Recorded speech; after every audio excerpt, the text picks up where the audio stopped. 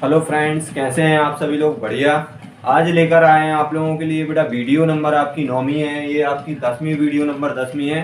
तो आप लोगों के लिए अभी तक हम आप लोगों के लिए बेटा लोपन अभिक्रिया पढ़ा चुके हैं। बेटा आप लोगों के लिए SN1 अभिक्रिया, SN2 अभिक्रिया पढ़ा चुके हैं। आज हम पढ़ाने वाले हैं आप लोगों के लिए बेटा धातुओं के साथ अभिक्रिया। कौन सी? धातुओं के साथ अभिक्रिया। तो धातुओं के साथ अभिक्रिया हम कौन कौन सी धातुओं की अभिक्रियाएं पढ़ेंगे बेटा? अपन सोडियम, मैग्नीशियम, जिंक और प्लेटिनियम की धातु के साथ अपन अभिक्रिया पढ़ने वाले हैं आज। ठीक है बेटा। तो ये जो धातु की अभिक्रियाओं में अपन को पढ़ना है कौन सी? सोडियम, जिंक और मैग्नीशियम और प्लेटिनियम की धातु के साथ अपन को अभिक्रिया पढ़नी है। उसमें आपकी सबसे पहले जो धातु की अभिक्रिया है, सबसे पहली है आपकी वुड्स अभिक्रिया। कौन सी अभिक्रिया है आपकी? वुड्स अभिक्रिया। तो वुड्स अभिक्रिया में अपन जो पढ़ने वाले हैं, क्या अपन जो पढ़ने वाले हैं वुड्स अभिक्रिया में सबसे पहले, तो इसमें क्या है? शुष्क ईथर की उपस्थिति में, क्या है इसमें? शुष्क ईथर की उपस्थिति में सोडियम धातु के साथ क्रिया कराने पर एल्किन हैलाइड एल्केन देते हैं। एल्किन हैलाइड एल्केन देते हैं। तो ये इस प्रकार की अभिक्रिया को हम क्या कहते हैं? वुड्स अभिक्रिया कहते हैं। यह मुख्यतः सम्मित कार्बन एल्केन देते हैं। क्या कहते हैं? सम्मित एल्केन बनाते हैं। और इसका ये आपकी मेन रिएक्शन है। अपन इसका एक एग्जाम्पल देखते हैं बेटा। एग्जाम्पल में हम देखते हैं बेटा, सबसे पहले यहाँ ले लेते हैं CH3 single bond Cl plus 2Na। ये तो ज्यों का त्यों रहेगा। यहाँ पे Cl सिंगल बॉन्ड CH3। इसकी अभिक्रिया अपन करा दो ईथर की उपस्थिति में। शुष्क ईथर ले रहे हैं। कौन सी ईथर ले रहे हैं बेटा? शुष्क ईथर की उपस्थिति में जब हम रिएक्शन कराएंगे तो हमें मिलेगा CH3 सिंगल बॉन्ड CH3। ये क्या बन गया आपका बेटा? एल्केन। क्या देगा ये? Alkene plus 2NaCl plus 2NaCl की हमें प्राप्ति हो जाएगी। किसकी प्राप्ति हो जाएगी बेटा? प्लस 2NaCl की प्राप्ति हो जाएगी। इसी प्रकार अगर हम यहाँ पे एथिल ब्रोमाइड ले लें, क्या ले लें बेटा? यहाँ पे एथिल ब्रोमाइड ले लें। क्या ले लें? CH3 C2H5 ले लें। सीधा लिख रहे हैं हम C2H5Cl प्लस या फिर Br ले लो। यहाँ पे ले लो Br 2Na plus Vr C2H5 ether की उपस्थिति में रिएक्शन करा दो बेटा, तो हमें क्या मिलेगा? C2H5 सिंगल बॉन्ड C2H5 और प्लस 2Na Vr की हमें प्राप्ति हो जाएगी। ठीक है। तो यहाँ पे हमने Vr ले लिया था। तो ये आपका जो है ये इस प्रकार से हम इसे नहीं लिखेंगे, इसे हम इस प्रकार से लिखेंगे CH3 CH2। यहाँ पे भी CH3 CH2 लिखेंगे बेटा, CH3 CH2। और यहाँ पे भी आपकी ब्यूटेन बनेगी। क्या बनेगी बेटा? ब्यूटेन। क्या बन जाएगी बेटा? यहाँ पे आपकी बन जाएगी क्या? ब्यूटेन। तो बन के तैयार हो जाएगी CH3 CH2 CH2 CH3। ये आपकी बन गई हो गई ब्यूटेन। ठीक। ये ब्यूटेन आपकी बन के तैयार हो गई। जब ब्यूटेन आपकी बन के तैयार हो गई तो आपका आप लोगों को इतना ये चीज तो समझ में आ गई होगी। अगर हम आपसे कहते हैं बेटा अगली रिएक्शन देखते हैं। अगली रिएक्शन में हम आपसे कहते हैं कि हम अगर आपसे कहें कि जिंक धातु के साथ अभिक्रिया करा दें। किसके साथ करा दें बेटा? अपन जिंक धातु के साथ अभिक्रिया। यहाँ लिखे दे रहे हैं, तो जिंक धातु के साथ अभिक्रिया। ओके। ये कौन सी अभिक्रिया कहलाती है बेटा आपकी? इसमें क्या होता है? Alkyl iodide. क्या ले रहे हैं अपन? Alkyl iodide. तो एल्किल आयोडाइड, सबसे पहले एल्किल आयोडाइड ले लो। यहाँ पे एल्किल आयोडाइड ले रहे हैं हम। यहाँ पे क्या ले रहे हैं? Alkyl iodide. ये लो 2 मॉलिक्यूल्स ले लिए। कितने? 2 मॉलिक्यूल्स। तो एल्किल आयोडाइड की उपस्थिति में जिंक धातु के साथ क्या कर रहे हैं? जिंक धातु के साथ, देखो भाई हमने जिंक धातु ले ली। क्या ले ली? के साथ। क्या ले रहे हैं? साथ में जिंक धातु के साथ भाई क्या लिया था? अभी दोबारा फिर से एल्किल आयोडाइड ईथर की उपस्थिति में, ईथर की उपस्थिति में जिंक धातु के साथ गर्म करने पर, देखो बेटा यहाँ गर्म का साइन बना लो, गर्म करने पर हमें एल्केन प्राप्त होती है। क्या प्राप्त होती है? एल्केन प्राप्त होती है। यह अभिक्रिया फ्रैंकलैंड अभिक्रिया कहलाती है। कौन सी अभिक्रिया कहलाती है बेटा? इसी को हम कौन सी अभिक्रिया कहते हैं बेटा? फ्रैंकलैंड अभिक्रिया। इसे हम फ्रैंकलैंड अभिक्रिया भी कहते हैं। ये तो आपकी मेन रिएक्शन होगी। कौन सी होगी? ये तो आपकी मेन रिएक्शन हो गई। क्या हो गई? ये तो आपकी मेन रिएक्शन बन गई। अब यहाँ पे क्या था? Zn और I, Zn जिंक आयोडाइड आपको अलग प्राप्त हो जाएगा। ओके, तो ये तो जिंक आयोडाइड बन गया। अब हम अगर आपसे कहते हैं यहाँ पे कोई कंपाउंड ले लें, अब हम क्या ले रहे हैं? यहाँ पे कोई अदर कंपाउंड ले रहे हैं। क्या ले रहे हैं? कोई अदर कंपाउंड लेंगे तो क्या करना है? ले लो यहाँ पे 2 मॉलिक्यूल्स ऑफ CH3CH2 और आयोडाइड प्लस Zn शुष्क ईथर ले लो। यहाँ पे शुष्क ईथर के साथ इसे गर्म कर दो तो हमें क्या प्राप्त हो जाएगा बेटा? ब्यूटेन की प्राप्ति हो जाएगी। किसकी प्राप्ति हो जाएगी? ब्यूटेन की प्राप्ति हो जाएगी। और हमें साथ में क्या मिल जाएगा बेटा? ZnI2 जिंक आयोडाइड की प्राप्ति हो जाएगी। क्या हो जाएगी बेटा? यहाँ पे हमें जिंक आयोडाइड की प्राप्ति हो जाएगी। या फिर यहाँ आयोडाइड की जगह Br ले लो तो जिंक ब्रोमाइड हो जाएगी। ठीक, तो अपन ने जिंक आयोडाइड की प्राप्ति कर ली है। ओके बेटा, तो इस प्रकार से ये आपकी अभिक्रिया होती है। इसके बाद अगली रिएक्शन देखते हैं बेटा। इसमें अगर आपको लिखना है तो समरी में कुछ नहीं लिखना, सीधा सीधा आपको लिखना है एल्किल आयोडाइड ईथर की उपस्थिति में जिंक धातु के साथ गर्म करने पर एल्केन देते हैं। यह अभिक्रिया फ्रैंकलैंड अभिक्रिया कहलाती है। और उदाहरण में आप सामने समीकरण दे सकते हो। ओके, तो जल्दी से स्क्रीनशॉट ले लें बेटा सभी छात्र। ले लिया? ओके, तो अब हम आगे बढ़ते हैं। ठीक है, आगे बढ़ते हैं तो देखते हैं अपन लोग मैग्नीशियम के साथ अभिक्रिया। मैग्नीशियम के साथ अभिक्रिया ग्रेनाइड अभिक्रिया कहलाती है। और सोडियम लेड मिश्र धातु के साथ अभिक्रिया। ये जो आज हमने आपको 4 रिएक्शन बताई हैं, जिंक धातु के साथ, उसके बाद मैग्नीशियम के साथ, उसके बाद आपकी ये तीसरी जो आपकी है लेड सोडियम लेड के मिश्र धातु के साथ। तो ये बहुत ज़्यादा इम्पोर्टेंट है आपके बोर्ड एग्जाम से। और ये आपकी आती हैं। क्या होता है जब में पूछ लेते हैं या फिर कैसे प्राप्त करेंगे में पूछ लेते हैं बेटा। ये रिएक्शन बहुत ज़्यादा इम्पोर्टेंट है। तो चलो देखते हैं अपन लोग मैग्नीशियम के साथ अभिक्रिया। तो मैग्नीशियम के साथ अभिक्रिया में क्या होता है, हम आपको बता दें कि शुष्क ईथर की उपस्थिति में क्या कह रहे हैं बेटा? अभी तक अपन क्या ले रहे हैं? शुष्क ईथर ही ले रहे हैं। तो शुष्क ईथर की उपस्थिति में एल्किल हैलाइड व मैग्नीशियम धातु, एल्किल हैलाइड व मैग्नीशियम धातु। तो देखो बेटा, एल्किल हैलाइड प्लस Mg, ठीक, मिश्र धातु। ये क्या ले ली? मैग्नीशियम। और यहाँ क्या लेना है? शुष्क धातु, शुष्क ईथर सॉरी, ये वाली यहाँ नहीं है, ये वाली क्या है? ये Rx प्लस Mg। और क्या लेना है? शुष्क ईथर, ठीक। शुष्क ईथर की क्रिया से हमें क्या प्राप्त होता है बेटा? कार्बधात्विक। क्या होता है? कार्बधात्विक यौगिक प्राप्त होता है। कार्बधात्विक यौगिक ग्रेनाइड अभिकर्मक बनाता है। क्या बनाता है? ग्रेनाइड अभिकर्मक बनाता है। अब आप लोग कहोगे कार्बधात्विक यौगिक क्या कहलाता है बेटा? मतलब ऐसी यौगिक या फिर ऐसी धातु जिसमें धातु और कार्बन आबंधों के द्वारा बंधे होते हैं, उन्हें कार्बधात्विक यौगिक कहते हैं। मतलब कार्बन और धातु के मध्य जो बंध बन जाते हैं उन्हीं के लिए हम कार्बधात्विक यौगिक कहते हैं।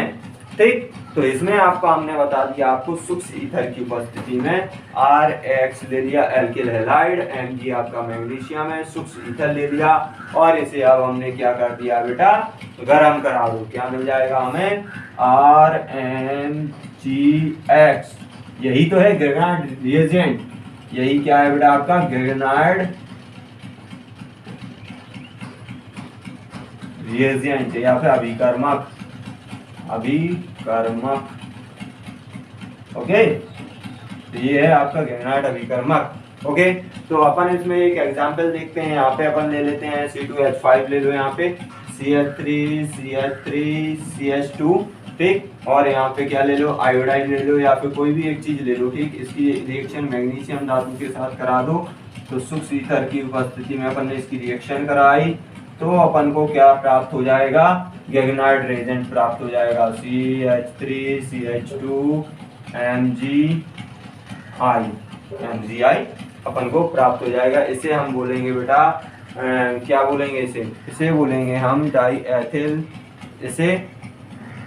इसे हम क्या बोलेंगे बेटा, एल्किल मैग्नीशियम हैलाइड बोलेंगे। क्या बोलेंगे, एल्किल मैग्नीशियम हैलाइड या फिर एथिल मैग्नीशियम हैलाइड। ये क्या है, मेथिल मैग्नीशियम आयोडाइड। यहाँ पे अपन आयोडाइड ले रहे हैं तो आयोडाइड बोलेंगे, एथिल मैग्नीशियम आयोडाइड बोलेंगे। अब आते हैं अपन सोडियम लेड मिश्र धातु के साथ अभिक्रिया पर। तो इसमें क्या होता है, इसमें भी अपन क्या लेते हैं बेटा, शुष्क ईथर की उपस्थिति में सोडियम लेड मिश्र धातु की अभिक्रिया एथिल ब्रोमाइड से कराने पर हमें क्या प्राप्त होता है बेटा, टेट्रा एथिल की प्राप्ति होती है। किसकी, टेट्रा एथिल की प्राप्ति होती है, जिसे हम बोलते हैं TLE। क्या कहते हैं बेटा, TLE देते हैं। देखो अब हमने इसमें देखो जो यहाँ समरी ये लिखी है, इसी के आधार पर अपन को रिएक्शन करना है। तो देखते हैं अपन 4C2H5 हमने क्या ले लिया, 4 मॉलिक्यूल्स ले लिए हैं एथिल ब्रोमाइड के कितने लिए बेटा, 4 मॉलिक्यूल्स। इसकी अभिक्रिया किससे करा दो बेटा, 4 पैलेडियम सोडियम के साथ, सोडियम लेड के साथ, लेड ठीक। अब इसकी अभिक्रिया जब हम कराएंगे तो हमें क्या प्राप्त हो जाएगा बेटा, C2H5 का होल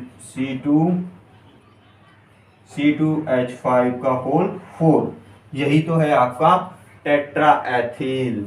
क्या है, टेट्रा एथिल लेड साथ में आगे जाएगा यहाँ पे, तो पीवी हो गया, तो लेड लग गया अब साथ में ठीक। और एक्स्ट्रा में जो निकलेगा बेटा आपको plus 4 molecules of sodium bromide plus, और क्या बचा अब आपके पास, और एक और कंपाउंड बचेगा आपका PB, 3 मॉलिक्यूल्स ऑफ PB।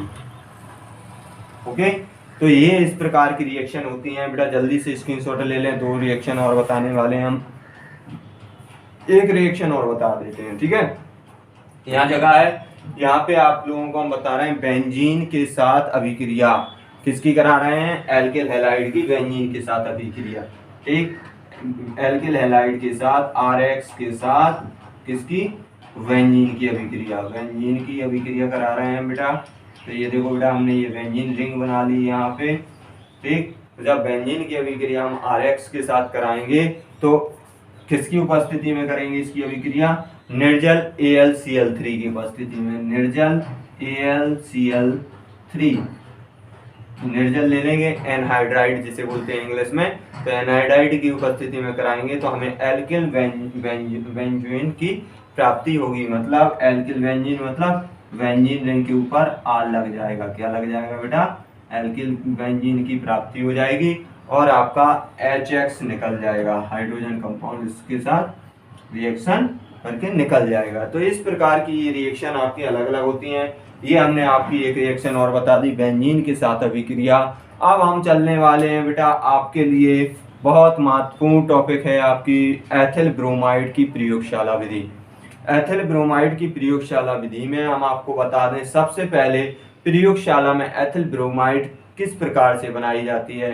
तो इसमें हम क्या लेते हैं बेटा, एथिल अल्कोहल की अभिक्रिया पोटेशियम ब्रोमाइड व सांद्र H2SO4 की उपस्थिति में कराते हैं। किसके साथ कराते हैं, एथिल अल्कोहल की अभिक्रिया। किसकी, एथिल अल्कोहल की अभिक्रिया पोटेशियम ब्रोमाइड व सांद्र H2SO4 की उपस्थिति में कराते हैं या इस मिश्रण को गर्म करते हैं तो हमें एथिल ब्रोमाइड की प्राप्ति होती है। जल्दी से स्क्रीनशॉट लो, अपन चित्र के द्वारा इसे समझेंगे। एथिल ब्रोमाइड एक प्रयोगशाला विधि है आपकी, बहुत इंपॉर्टेंट है, जल्दी से स्क्रीनशॉट ले बेटा सभी।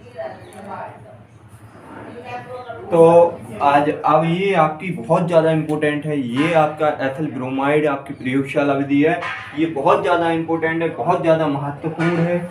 ये आपकी बहुत ज़्यादा बोर्ड एग्जाम में अधिकांश में पूछी जाती है बेटा, बोर्ड एग्जाम में ये अधिकांश आप लोगों से पूछी जाती है कि एथिल ब्रोमाइड की प्रयोगशाला विधि बताइए। ठीक है, ये आपकी प्रयोगशाला विधि अधिकांश पूछी जाती है। तो ये आपके क्लैंप लगा दिए हमने यहाँ पे KVR।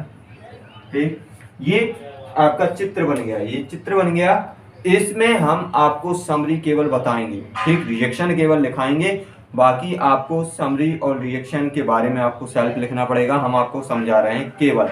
ठीक, तो हमने क्या बताया था आपको अभी, एथिल अल्कोहल को, किसको, एथिल अल्कोहल को किसकी उपस्थिति में बेटा, पोटेशियम ब्रोमाइड की उपस्थिति में, किसकी उपस्थिति में, पोटेशियम ब्रोमाइड की उपस्थिति में सांद्र H2SO4 के साथ गर्म करने पर हमें एथिल ब्रोमाइड की प्राप्ति होती है। तो सबसे पहले हमने क्या बोला आपसे, KVR प्लस H2SO4 के लिए रिएक्शन करा दें इसकी। तो रिएक्शन कराएंगे तो किस में टूट जाएगा ये, KHSO4 में टूटेगा, प्लस KSHO4 में टूटेगा, प्लस HBr, ठीक, ये आपकी रिएक्शन एक हो गई। अब हम KBr की रिएक्शन, इसकी रिएक्शन इससे C2H5 से करा दें, C2H5OH प्लस HBr। ठीक, तो हमें क्या प्राप्त हो जाएगा, एथिल ब्रोमाइड की प्राप्ति हो जाएगी। किसकी प्राप्ति हो जाएगी, एथिल ब्रोमाइड की प्राप्ति हो जाएगी, प्लस H2O निकल जाएगा। ओके, अगर इसी रिएक्शन को अपन देखें तो इसे इक्वल कर दो, इससे इससे काट दो और ये इक्वल हो जाएगी, तो आपको क्या मिल जाएगा यहाँ पे नीचे, एथिल अल्कोहल। सबसे पहले यहाँ बचेगा आपका एथिल अल्कोहल, ठीक, प्लस KVR प्लस H2SO4। ठीक, अब ये सॉर्ट कर रहे हैं हम यहाँ से, तो नहीं, यहाँ पे लिखो KVR, इसकी रिएक्शन करा दो H2SO4 के साथ। ठीक, ये ऊपर लिख दिया हमने, H2SO4 के साथ करा दो तो हमें क्या मिल जाएगा, C2H5Br प्लस क्या मिलेगा, KHSO4, ये KHSO4 प्लस H2O, ये मॉलिक्यूल्स अपन को मिल जाएंगे। ये तो आपकी रिएक्शन हो गई। अब इसमें किस प्रकार से क्या होता है ये हम आपको बता दें। सबसे पहले आप देख लें कि इसमें क्या क्या है। ये आपका वायु ऊष्मक लगा हुआ है, ये आपका बर्नर है, ये आसवन फ्लास्क है, ये संघनक नली है, ये आपका एडेप्टर है और ये आपका एक कॉनिकल जार है, ये जार है आपका जिसमें आपका एथिल ब्रोमाइड गिरेगा। ठीक, तो समझते हैं किस प्रकार से इसमें आता है। लिखेंगे क्या इसमें, सचित्र वर्णन में क्या लिखेंगे ये भी हम आपको बताने वाले हैं। तो सचित्र वर्णन में बेटा एक आसवन फ्लास्क में क्या कह रहे हैं, एक आसवन फ्लास्क में, आसवन फ्लास्क कौन सा है, ये वाला है ना। एक आसवन फ्लास्क में 30 मिली सांद्र H2SO4, कितने, 30 मिली, ठीक है, 30 मिली H2SO4 या फिर सांद्र H2SO4 और 40 मिली एथिल अल्कोहल, कितना, 40 मिली एथिल अल्कोहल और 50 ग्राम पोटेशियम ब्रोमाइड लेकर, 50 ग्राम पोटेशियम ब्रोमाइड लेकर KVR हैं, तो 50 ग्राम पोटेशियम ब्रोमाइड लेकर वायु ऊष्मक पर धीरे धीरे गर्म करते हैं। देखो बेटा ये रखा हुआ है वायु ऊष्मक पे, इसे धीरे धीरे हम गर्म करते हैं। क्या करते हैं, गर्म करते हैं, जिस गर्म करने पर एथिल ब्रोमाइड बनता है। क्या बनता है, एथिल ब्रोमाइड बनता है, जिसकी वाष्प को संघनक में से प्रवाहित कर ये देखो संघनक है, यहाँ से जल ऊपर की तरफ जाएगा, यहाँ से निकल जाएगा और ये इसमें जो एथिल ब्रोमाइड आ रहा है वो क्या हो जाएगा, ठंडा होता जाएगा या फिर संघनित होता जाएगा, में प्रवाहित करके ठंडे जल में भरे पात्र में एकत्रित कर लिया जाता है। देखो ठंडे जल में भरा हुआ में एकत्रित कर रहे हैं किसको, एथिल ब्रोमाइड को। ठीक, जो कि तेलीय रूप में पात्र की पेंदी पर, यहाँ कहाँ, यहाँ पात्र की पेंदी पर एकत्रित हो जाता है, जिसमें पृथक कीप नली द्वारा अलग कर लिया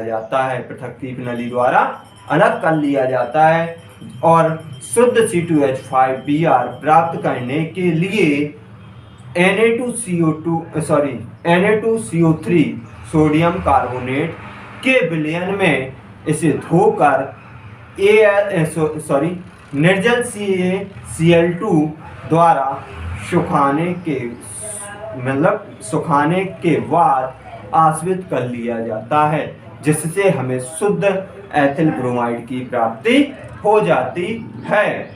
ठीक है, हमने आपको बता दिया, एक बार पुनः हम आपको रिपीट कर देते हैं। एक आसमान फ्लास्क में एथिल अल्कोहल तथा सांद्र H2SO4 तथा पोटेशियम ब्रोमाइड की मात्रा लेकर आश्विन फ्लास्क में बालू ऊष्माप में रखकर धीमे धीमे गर्म करते हैं, जिससे हमें एथिल ब्रोमाइड की प्राप्ति होती है, और उस एथिल ब्रोमाइड को संघनित नली में से गुजारने पर वह ठंडी संघनित हो जाती है, और वह एथिल एक रखे हुए पात्र में, ठंडे पात्र में जाकर एकत्रित होती है, जो कि तेलीय रूप में पेंदी पर एकत्रित हो जाती है। उसे फनल कीप के द्वारा निकाल कर उसमें क्या करते हैं अपन, सोडियम Na2CO3 सोडियम कार्बोनेट मिलाकर या फिर धोने पर हमें क्या प्राप्त हो जाता है, और धोने पर और CaCl2 के साथ इसे सुखाने पर हमें एथिल ब्रोमाइड की शुद्ध मात्रा की प्राप्ति हो जाती है। यही आपको समरी लिखना है।